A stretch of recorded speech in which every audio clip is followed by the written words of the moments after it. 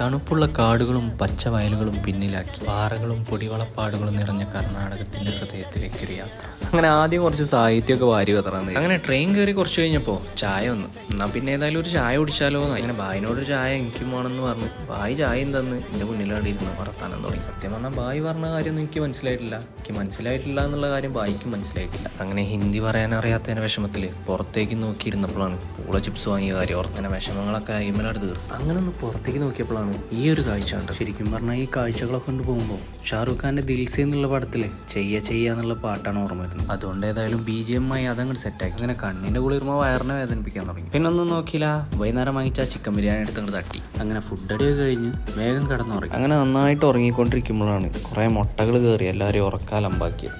അതൊക്കെ കഴിഞ്ഞ് പിന്നെയും ഉറങ്ങി. ഒരു 8:30 ആയപ്പോൾ വീണ്ടും എണീച്ചു. അങ്ങനെ വണ്ടി ഒരു സ്റ്റേഷനിലെത്തിയപ്പോൾ അവിടെ ഇറങ്ങി എന്തെങ്കിലും കഴിക്കാൻ കിട്ടുമോ നോക്കി. പോയി നോക്കിയപ്പോൾ നല്ല ചൂട് വടയും ദോശയുണ്ട്. പിന്നെ അതങ്ങോട്ട് വാങ്ങി കഴിക്കൽ തുടങ്ങി. ഇനി ഏകദേശം ഒരു 4.5 മണിക്കൂർ ഓടിയാലേ നമ്മളെ സ്ഥലത്ത് എത്തുള്ളൂ കേട്ടോ. ഏതായാലും വേറെ പണികളൊന്നും ഇല്ലാത്തതുകൊണ്ട് പുറം കാഴ്ചകളും കണ്ട് അങ്ങനെ. ശരിക്കും ഈ ഒരു ഭാഗത്തേക്ക് ട്രാവൽ ചെയ്യുമ്പോൾ കുറെ പാറകളും കല്ലുകളും എന്ന് പറഞ്ഞാൽ ഈ കുന്നുകളൊക്കെ കാണാൻ ഒരു പ്രത്യേക തരം ഫീലാണ് കേട്ടോ. കർണാടകയിൽ തന്നെ ഏറ്റവും കൂടുതൽ ഇത് കാണപ്പെടുന്നത് ഹംപിയിലാണ്. ഒരുപാട് പ്രത്യേകതകളും നിഗൂഢതകളും നിറഞ്ഞാണ്. ഏകദേശം 3000 കോടി വർഷത്തിലധികം പഴക്കമുണ്ടെന്നാണ് ഗൂഗിളിൽ നോക്കിയാൽ പറയാൻ കഴിഞ്ഞത്. അങ്ങനെ നമ്മളെ ഡെസ്റ്റിനേഷൻ പോയിന്റ് ആയിട്ടുള്ള റൈച്ചൂർ എത്തിട്ടോ. ശരിക്കും റൈച്ചൂരിനെ കർണാടകയുടെ ഹൃദയഭാഗം എന്ന് തന്നെ വിശേഷിപ്പിക്കും. ഒരുപാട് ചരിത്രങ്ങളും പാരമ്പര്യങ്ങളും ഒക്കെ ഉള്ള സ്ഥലമാണ് കേട്ടോ റൈച്ചൂർ. അങ്ങനെ വന്ന ട്രെയിനിനോട് യാത്ര പറഞ്ഞു നിങ്ങളോടും യാത്ര പറയുന്നു. ഈ അനുഭവങ്ങളും കാഴ്ചകളുമായി വീണ്ടും വരും.